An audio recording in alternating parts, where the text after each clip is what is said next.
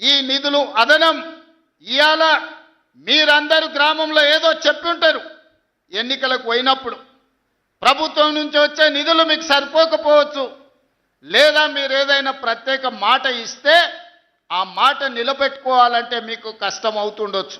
అందుకే సర్పంచుల గౌరవం నిలబెట్టడానికి, గ్రామంలో మీ మర్యాద పెంచడానికి చిన్న గ్రామ సర్పంచులకు 5 లక్షలు, పెద్ద గ్రామ సర్పంచులకు 10 లక్షల రూపాయలు స్పెషల్ డెవలప్మెంట్ ఫండ్ నుంచి ఎమ్మెల్యేలకు సంబంధం లేకుండా, ఎంపీలకు సంబంధం లేకుండా, మంత్రులకు సంబంధం లేకుండా ప్రత్యక్షంగా ముఖ్యమంత్రి నుంచి సర్పంచులకు నిధులు పంపించే బాధ్యత నేను తీసుకుంటా.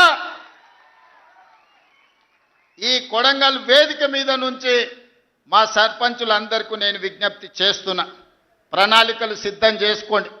మీరు ఇచ్చిన మాట నిలబెట్టుకోవడానికి మీ గ్రామంలో దీర్ఘకాలికంగా వాయిదా పడుతున్న సమస్యను పరిష్కరించుకోవడానికి మీరు ఈ నిధులను ఉపయోగించండి.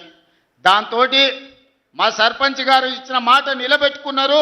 ముఖ్యమంత్రి గారి నుంచే డైరెక్ట్గా ప్రత్యక్షంగా నిధులు తెచ్చుకోగలిగిన మా సర్పంచులని మీ గౌరవం నిలబడుతుంది, మీ మర్యాద పెరుగుతుంది.